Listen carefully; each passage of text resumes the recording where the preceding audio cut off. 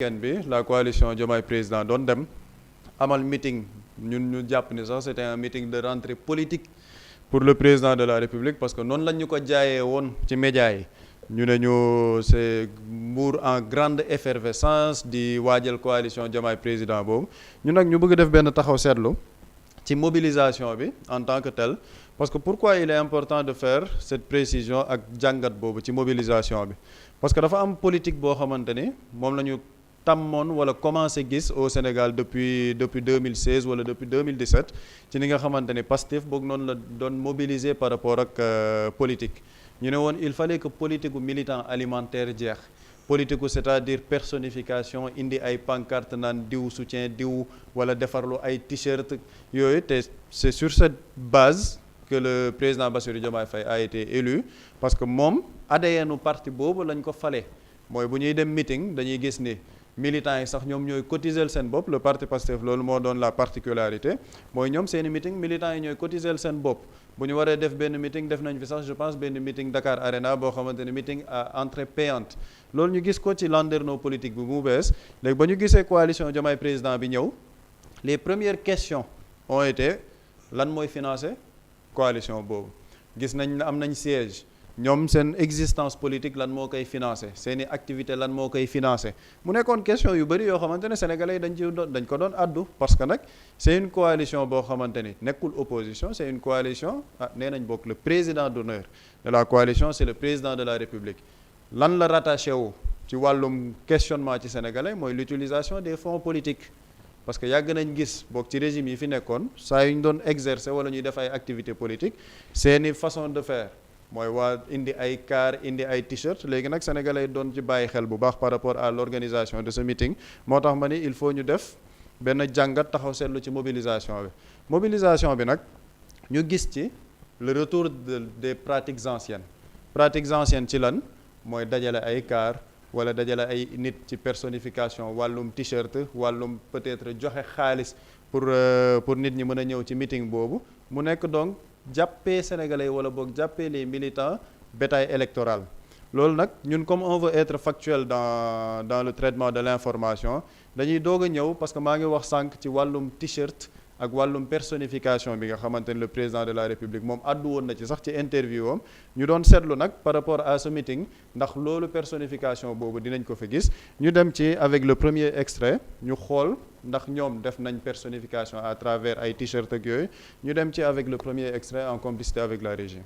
foo jógee ñëw fii. man maa ngi jógee Mbaaw. waaw ma jógee. waaw. ñëw ba Mbour. ñëw ba Mbour. kan moo la jaral loolu. ku ma jaral loolu. waaw. kenn jaralu ma ko pour Ousmane Sonko. donc moo ma ko doon jaral. Diomaye ñoo ngi may ay t-shirt waa dege waa coalition ñambaam ñoo ngi maye waa coalition ñambaam ñoo ngi may ay t-shirt fii ci croisement bi waa coalition ñambaam ñoo ngi may ay t-shirt lii. Diomaye lu ñu teg dafa métti barke Rasulullah lii. fekkoon moom loolu dong la. ci image bi da ngay gis benn femme bu nekk ci benn pick-up yore ay t-shirt yoo xamante ni t-shirt Diomaye Président la am ay nit yu nekk foofu donc ñu leen di distribuer t-shirt yi pour que ñu mën a dem ci meeting bi loolu qu'est-ce que ça ramène mooy les pratiques anciennes yi ñu doon gis mooy bu ñuy dem peut-être ci ay meeting ñu defarlu ay t-shirt à l'effigie de la personnalité politique di ko distribuer nit ñi pour ñu dem loolu déjà c'est une chose par rapport ak pratique ancienne yi ñu doon gis parce que pratique ancienne yi loolu nga doon gis ñu ne waaw wala t-shirt yi sax bu nekk kenn koo xamante ne dafa dajale base ci biir t-shirt bi ñu ne diw soutient le président wala diw souhaite la bienvenue au président Bassirou Diomaye Faye et boo gisee t-shirt yi ce sont les t-shirts de la coalition Diomaye Président donc nga gis ne il y a un retour des pratiques anciennes te t-shirt yi ñëpp xam nañ ne xaalis lay jar c'est une forte mobilisation boo xamante ne xaalis bu bëri moo ciy dem mu nekk un premier acte par rapport aux pratiques anciennes yu ñu gisoon léegi pratiques anciennes yi nga xamante ne gisoon nañ ko sànq maa ngi def l'historique par rapport ak le président Bassirou Diomaye Faye parti bu mu bokkoon ñoom nan la ñu doon defee politique lan moo doon financer seeni activité ñu bëggoon def la comparaison avec la coalition Diomaye Président fii nag ñu gis ni il y a aussi un deuxième acte par rapport au retour des anciennes pratiques ci lan mooy di fay ay nit pour ñu mën a dem ci ay meeting c'est-à-dire que nit ñooñu xëy na pas-pas yóbbuwu leen ci meeting ba gëm-gëm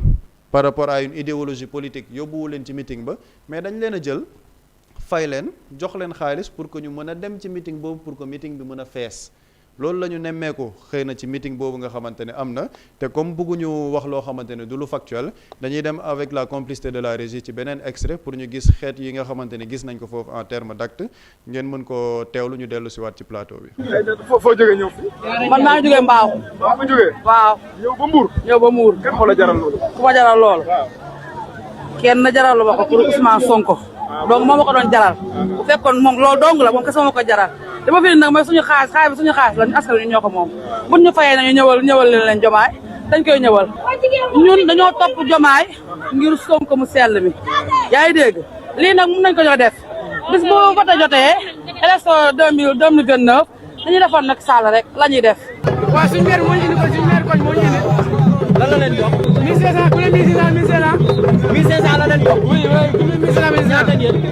yéen aw 25 rek 25. encaissé ngeen ba pare wala encaissé ko. encaissé guñ. waaye nu mu demee nu ngeen di wut fii. Cheikh moo ñu jox 2000 quoi. kan moo leen jox 2000. 2000 Cheikh Issa Sall. maire de Mbour waaw. maire de Mbour moo leen jox 2000 ngeen ñëw. ak kat. yow booy école bi indi. Cheikh Issa Sall. Cheikh Issa ñaar la la jox. 2000. Cheikh Issa Sall 2000 la la jox yéen ñëpp ngeen ñëw. Cheikh Issa Sall la ñoo ko teewloondoo comme li ñu doon wax maanaam jàppee nit ñi bokk wala les sénégalais bétail électoral c'est-à-dire que damay def meeting xam-xam indiwu leen fa programme politique indiwu leen fa mais nañ leen jox xaalis ak sandwich wala lekk sax pour ñu mën a ñëw teewlu meeting boobu am na sax yeneen vidéo yoo xamante ni indiwuñ ko yoo xamante ne ay nit dañ doon wax dañ leen a dig añ pour ñu ñëw foofu donc on a le retour des pratiques anciennes c'est-à-dire que pour nga def meeting pour que nit ñi mën a ñëw il faut nga jox ay t-shirt la personnification bi nga xamante ne le président de la République mu ngi ko doon bañ et pourtant ce meeting a été personnifié du début à la fin lu ñu ko tuddee sax meeting sargal Diomaye boo xoolee image yu meeting yi da ngay gis ñu def ay photos en grande pompe du président de la République la communication avant le meeting c'était la même chose bu ñu ñëwee y a la distribution des t-shirts di jox ay xaalis xam nga am na xale sax bu feeñ ci biir vidéo bi kooku da ngay jàpp ni mineur la amagul 18 ans mu ne ñan ñoo ko jox mu ne Cheikh Issa Sall moom moo leen jox ku nekk 2000 francs am na ci keneen koo xamante ni mu ne ñoom son groupe de personnes ay 15-25 personnes la dañ leen a dig 2000 francs est-ce que encaissé nga mu ne encaissé guñ ki ci njëkk jàll nag mooy xale bu jigéen mu ne moom mbaaw la jóge ñoom Sonko rek la ñuy topp waaye xaalis bi seen xaalis la dañ leen a fay pour ñu ñëw donc on voit le retour des anciennes pratiques yi nga xamante ni mooy li système bi sénégalais yi doon bañ système bi sénégalais yi doon xeex moom moo dellu si léegi nag gars yi dinañ nañu non ñii ay infiltré la dañoo bañ waaw nangam sangam dañuy bëgg tour lëndam sénégalais wala dañoo bëgg yàq deru meeting bi dañuy demaat avec la complicité de la régie xam nga fii ñu ngi naan ñii dañ leen a fay léegi dañuy dem avec la complicité de la régie ci ñi nga xamante ni sax ñoom dañ doon rang di encaisser xaalis bi après pour dem ñu teewlu ci vidéo bi dellu si waat. monsieur yi ñaata leen jox. 6 000 ah. 5 000 ngeen encaissé. ah waaye monsieur am na xaalis de. bilaay monsieur ji am na xaalis. ah zirre jinne ah. ngoon. ñoo ko gisandoo ci extrait bi da ngay gis ñoom ñu dajaloo dem ci benn checkpoint boo xamante ne checkpoint boobu ci la ñuy jël seen xaalis. ñu ne yéen ñaata lañ leen fay ñu ne ñoom ku nekk 5000 boo gisee ci vidéo ba muy jeex sax nga gis xale bu jigéen bi di génn ci checkpoint boobu di tàllal 5000 francs yi nga xamante ne dañ ko jox ñu ngi léegi ci vidéo xale bu jigéen dafa génn ak 5000 francs yi avec ku ci nekk yore sa t-shirt Diomaye président boo xamante ne moom nga yore c'est-à-dire que donc lii dara gënu ko factuel parce que ñoom dans leur communication dinañ ne waaw non ñun fayuñ kenn nit ñi dañoo ñëw parce que dañoo gëm le président Bassirou Diomaye Faye ça ce sont des vidéos authentiques yoo xamante ne ay nit ñoo ko jël nit ñi ci nekk ay sénégalais lañ yore ay t-shirt je pense que intelligence artificielle eggagul foofu sol ay t-shirt à l'effigie du président Bassirou Diomaye Faye kii yore 5000 francs génn di dem ñële ñu ne dañ leen a fay ay 2000 ak yeneen ci biir pratique ancienne yooyu tamit nag au-delà de fay bi da nga ci doon gis tamit ñuy dajale ay nit ci ay car wala ci ay bus pour que ñu mën a ñëw feesal loolu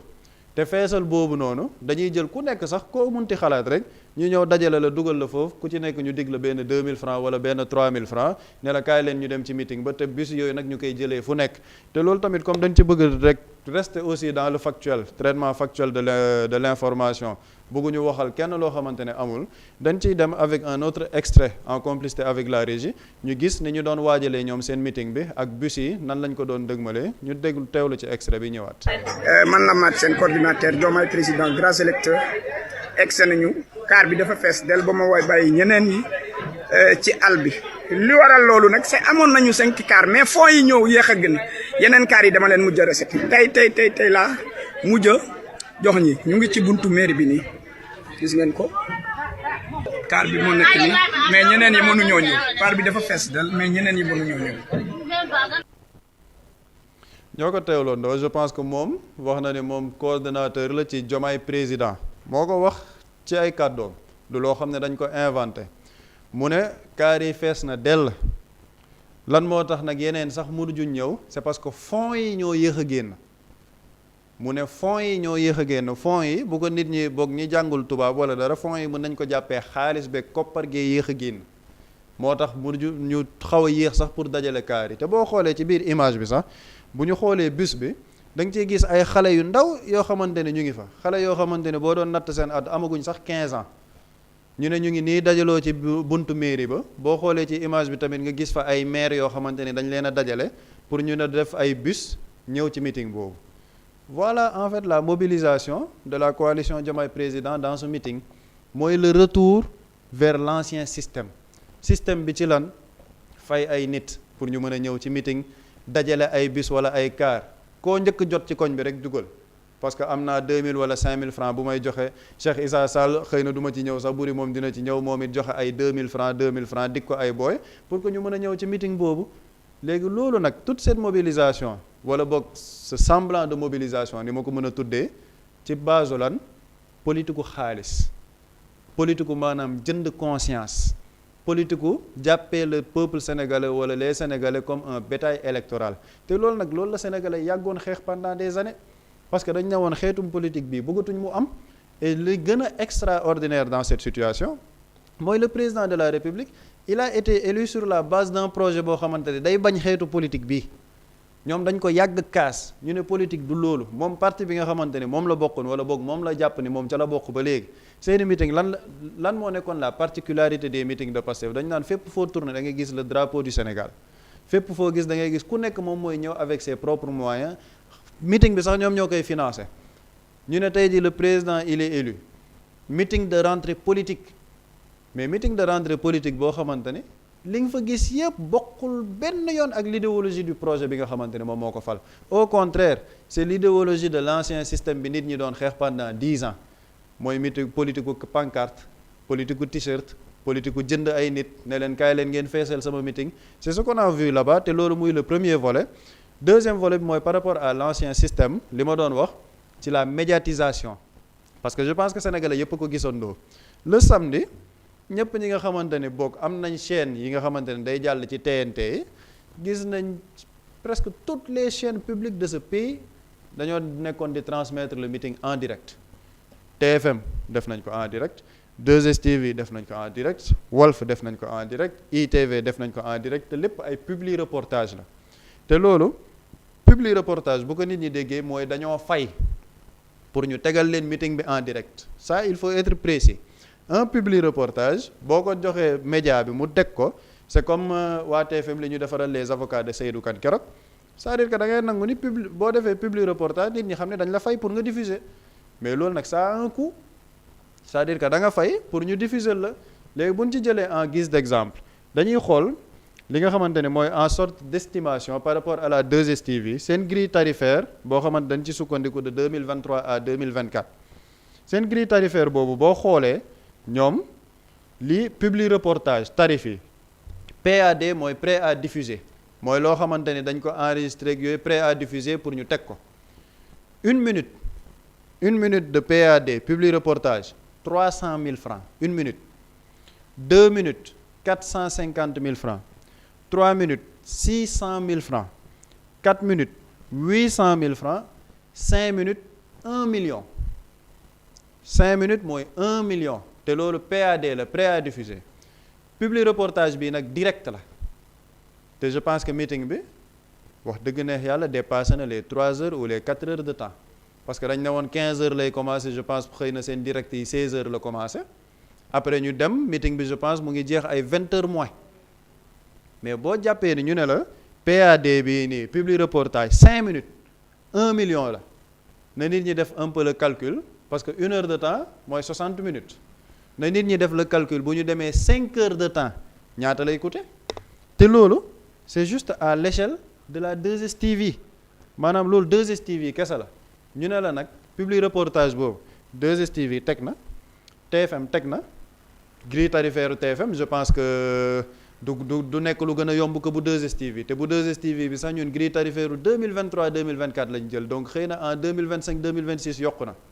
ñu ne la 2STV teg na en direct TFM teg na en direct Walfadjri teg na en direct ITV teg na en direct te ñoo ñëpp da nga leen a fay te boolewuma ci les médias digitaux yi nga xamante ni tamit ñu ngi ko doon retransmettre ci seen chaîne YouTube yooyu noonu yëpp da nga fay donc combien d'argent le gars yi dépensé ne serait-ce que pour la retransmission en direct de ce meeting ban question lay soulever mais qu'est-ce qui a financé cette activité politique lan moo xaalis boobu fan la jóge il faut que les gens soient transparents parce que man damaa jàpp ne dañoo war a nekk dans une nouvelle ère de politique jubal jubbante boo xamante ni mbir yi dafa war a leer parti politique yi dañoo war a xam seen financement fu mu jógee te bokk na sax ci réforme yi nga xamante ni ci avant projet de loi yi ci la bokk les partis politiques war nañ waxe seen financement fu Pastef bu ñuy def meeting man ñoom laa mën a jàpp lan moo tax may jàpp ci Pastef parce que président de la République dafa ne moom foofu la bokk ñoom bu ñuy def seen meeting day leer nañ nga xam xaalis bi fu mu jóge mais cette coalition wax naa la fay nañ ay nit joxe nañ ay t-shirt fay nañ les chaînes pour public reportage waa léegi xaalis boobu ndax Mimi Touré moo ko financé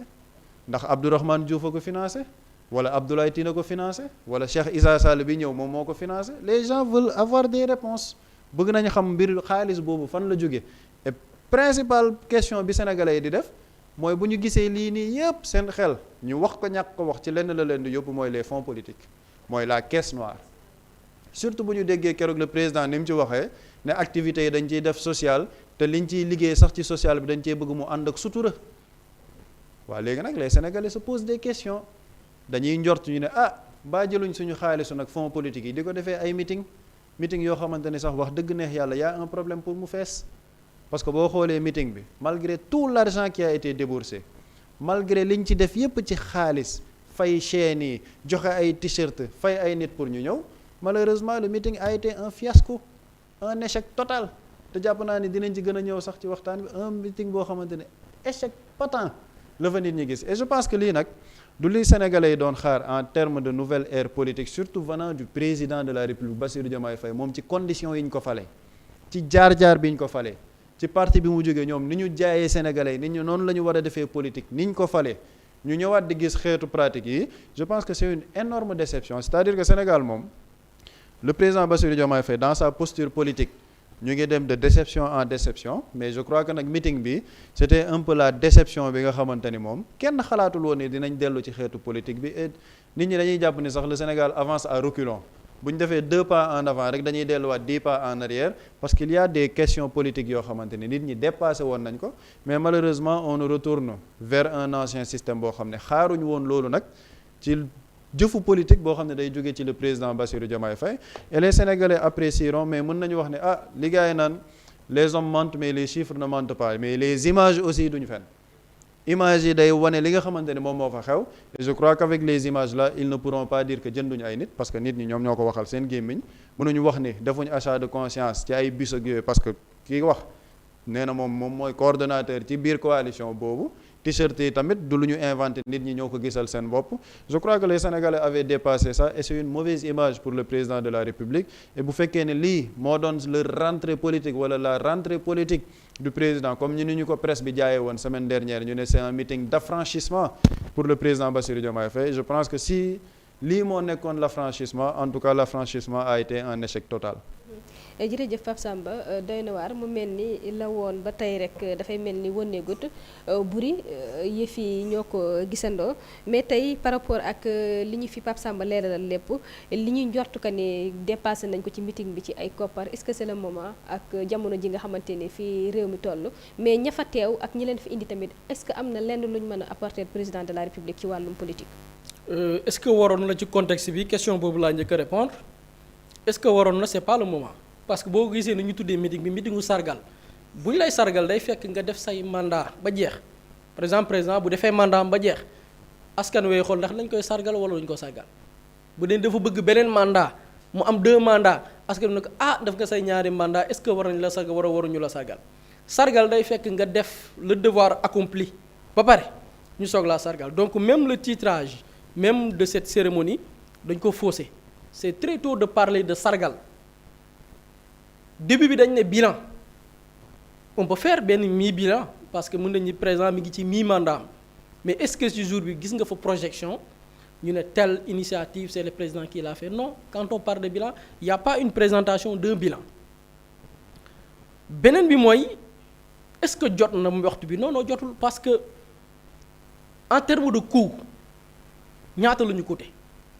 parce que boo jëlee ñi composer cette coalition nekkuñu ay nit ñoo xamante ni dañu miin maanaam dans une organisation politique ku ne di cotiser du genre nit yooyu c'est des gens yoo xamante ni nii nañ leen daan entretenir ci coalition yawoon mooy président moo daan tibb di leen jox xam nga ñu ci bari bokk nañ Benno Bokk Yaakaar ni ko Macky Sall daan entretenir xam nga lan la da doon jël chaque weer di jël les partis yi ci bokk ku ci nekk selon sa taille selon sa dayo ñu am li ñu lay jox chaque weer dil boobu ku ko njëkkoon éclaté LD la bokk waa LD ñoo njëkkoon wax ni Macky Sall da doon génne xaalis kon cela veut dire quoi les mêmes personnes yi bokkoon ci système bi bu ñu adhéré ci une coalition présidentielle tey du ces gens yi nga xam ne dañu doon tibb di leen jox ñuy tibb seen xaalis di ci def d'où la question elle est pertinente fu xaalis bi jógee la mobilisation kenn waxatu ko les télévisions et je pense que foofu baax na ñu leeral ci lu ndaw quand Pape Samba prend l'exemple des télé yi c'est des télévisions commerciales que ce soit TFM que ce soit Walf que ce soit 2S que ce soit 7TV télé yooyu yëpp li ñuy def mooy commercial c'est-à-dire que elles vendent plutôt ces télévisions du contenu parce que boo leen sàkkoo pour ñu defal la direct dañuy envoyer ay nit envoyer ressources humaines envoyer leurs éléments techniques yi mun na panne loolu lépp c'est des risques donc c'est un coût da ngay fay donc les médias et les télévisions am nañ droit fayeeku loolu yoon la léegi nag fayeeku bi lenn rek la ci code bi wax mooy def ci public reportage et gis nañu télé yu bari respecté nañ ko ils ont mis public reportage vraiment respecté nañ déontologie seen droit la ñu nekk ils font du business c'est des entreprises privées dañuy fayeeku léegi nag acte bi moo tax ñuy wax parce que télé temps d'antenne la dañu gis même méthode yi Macky Sall di procéder la ñu nekkaat di procéder Macky Sall ni mu doon def bu organiser dara dañ koy forcer sénégalais yi maanaam nañ forcer sénégalais yi biir mi ñi leen koy forcer mooy nañu jël télé yëpp jënd leur temps d'antenne moo tax Pape Samba li tax mu insister sur le coût c'est très important lu tax coût bi am solo mooy dañ ne télé yi telle heure ba telle heure arrêté leen seen bépp programme c'est ça la démarche 2S Walf TFM ñu ne leen temps bi dañu bëgg ngeen arrêté seen programme yi ngeen defoon lépp pendant des heures ngeen couvrir ñu ko télé yi dañuy business man de ma koy rappeler ñun ñii bu ñu approché woon nenu bu ngeen amoon programme telle heure arrêté leen ko dañ leen naan dem leen service commercial am na ku koy gérer mu defal leen facture c'est normal maintenant la démarche mooy c'est la même démarche avec les régimes précédents da ngay jënd des heures d'antenne arrêté loo chaînes yi seeni programme pour faire yow sa propre propagande léegi la question mooy alal jooju yépp nga ci def ñaata poste de santé la mënoon tabax ñaata salle de classe la mënoon tabax ñaata nit ñoo xamante ni nii moment bi loolu di am ñàkk nañ seen bakkan parce que la leen waroon faj sax matul 1 million et pourquoi nit ñi di interroger wu bu leeru nit ñi c'est un parti politique ou bien une coalition boo xam ne nit ñi ñoo génn di cotiser on pouvait comprendre mais dañu gis ni les coalitions yi nekk au pouvoir elles sont toujours entretenues par nos deniers l'exemple c'est l'exemple de Macky Sall moo tax Sénégal di laaj alal ji fu mu jógee parce que ce qui est sûr mooy la fa tuuru ci alal bari na beneen bi nag du ma ci attardé Pape Samba wax na ko muy la démarche c'est-à-dire que le président dama ko déglu le 2 mai bi mu defee discours am dafa insister trop sur le mot projet le projet dem na sax bari nit ñi nañu bàyyi nit wax ci projet bi te pourtant projet boobu noonu personnification lii mënul weesu lii mooy daj dëpp gi maanaam bu ñuy seet personnification lii mooy daj dëpp gi maanaam jël ay nit def t-shirt pancarte loolu mooy le véritable sens même du mot personnification du pouvoir c'est-à-dire loolu lu muy nduru dafay am incohérence entre le discours d'avant ak l'acte yi bërki démb yi c'est de la pure personnification du pouvoir. mënu ko supporter ci waa Pastef mais ay nitam bu ñu ko defee loolu amul problème pour moom. en fait loolu mooy problème bi avec le président Diomaye parfois lu tax nit ñi duñu comprendre mooy sa démarche parfois nit ñi duñu ko comprendre ndax duñu ko comprendre mooy t'as l'impression même que bañul personnification maa ngi ko doon wax un jour man ci li ma ko jàngatee le président Diomaye bañul personnification mais personnification bi ci kan lañ ko jagleel. J'ai l'impression que dafa am loo xam ne xëy na peut-être bëggoon na ko ci boppam peut-être amu ko parce que wax na ko pendant 10 ans dafa nekk ci ndoddu ki nga xamante ne nii mooy Ousmane Sonko peut-être il avait soif tey benn am na ku ma seetaan ku koy wax sax benn jour mu ne boo leen seetloo même Diomaye bi mu tëddee kaso déggul kenn ku naan Diomaye namm nañ la Diomaye namm nañ la peut-être il a soif que ñu koy kañ ñu koy tudd di ko fësal peut-être dina am parce que nit ku nekk tey par exemple y a des gens yoo xamante ni je te dis yow par exemple mën na yàlla mën na la bindee nga am taalibe loolu am kersa même nit bu lay jéem a defal yenn yi sax di la jéem a mel comme surga da ngay rus da ngay am kersa boobu noonu mais am na ci ñoo xamante ni loolu daf leen di neex am na ñoo xamante ni dañu bëgg nit ku leen di tarbiyu di leen jaamu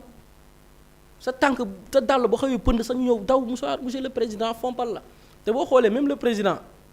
ay nit yi nga xamante ni tey ñoom la gën a jox respect ce genre nit yooyu la seet loolu le président xoolal ci biir gouvernement bi ñi mu gën a jox cër mooy genre nit ñu mel ni ñu koy dungur ñu mel ni ñu koy jaamu des gens yoo xamante ni ñenn ñi ñu yaakaaroon ay espoir politique lañ tey ñu nekk en transformé en MC en micro central tàggkatu président t'as l'impression que président dafa bëgg loolu ci lu koy nourrir et malheureusement les politiciens professionnels ci loolu lañ ko nar a naxee gis nga ñun yii ñuy def nii on est sûr et certain que le message passe jusqu'à la présidence et le président wax na ni ñu ngi koy remonter ay message dina yegg ci ñoom ces gens là defuñ lu dul di ko nax xam nañ ne am na lenn loo xam ni daf ko soxla muy kañ yaay diw mbooloo mi yow la bëgg na loolu ñi ko bëgg a nax ci politique di ko jaare foofu noonu ñoom malheureusement loolu bu fekkee dafa primé wu ci nit dem ba ëpp dayo loolu dafay jël le dessus par rapport aux intérêts du pays loolu dafay dem ba sut les intérêts du pays parce que ki lay tarbiyu nga am benn sentiment de redevabilité boo koy jox kooku même bu defee njombe tu cherches à le protéger parce que tu penses que nit ki dafa ma wekk man j'ai l'impression man dama gëm ni président bañul personnification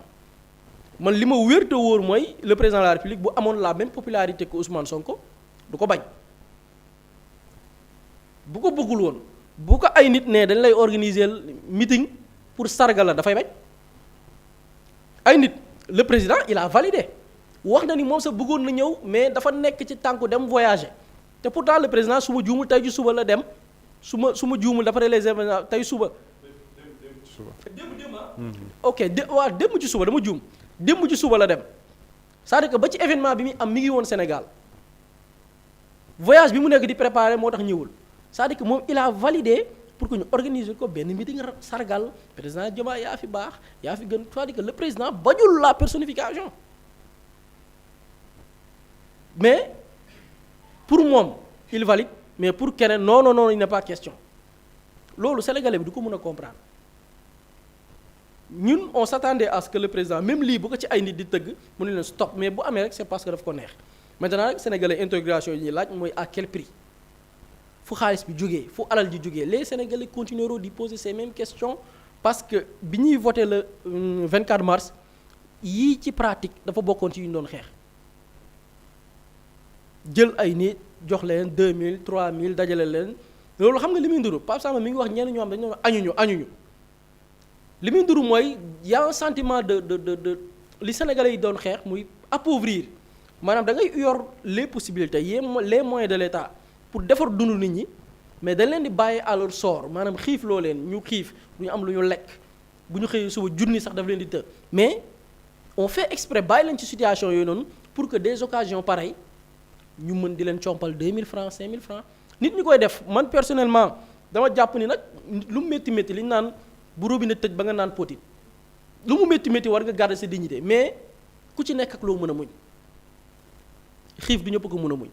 am na ñoo xam ne tey benn junni dañuy xëy junni ni mu la yombee tey am na ñoo xam ne dañuy xëy pendant une semaine junni du tege seen loxo maintenant au lieu de faire en sorte que population bi ku ci nekk nga am vie bu décente même bu dajewul ci ñëpp ndax même dëkk yi développé am na fu ñu pauvre mais le minimum ñu garantir ko les populations ba ci yii du leen ci fekk malheureusement bu ñu ko ne di ko perpétuer mooy parewuñ pour changer dundu askan wi la ñu bëgg mooy bàyyi leen ci situation yu nekk pour heure bu leen soxlaa activer pour des activités pareilles ñu xam fan la leen di jaar muy ay weccet et c'est vraiment dommage qu'en 2026 ñuy évoquer ces mêmes questions parce que Sénégalais dañu jàppoon ne le 24 mars enterré woon nañ ce genre de politique enterré woon nañ ces pratiques yi nga xamante nii Sénégalais dañu ko inscrire woon ci li nga xamante ni nii mooy le passé.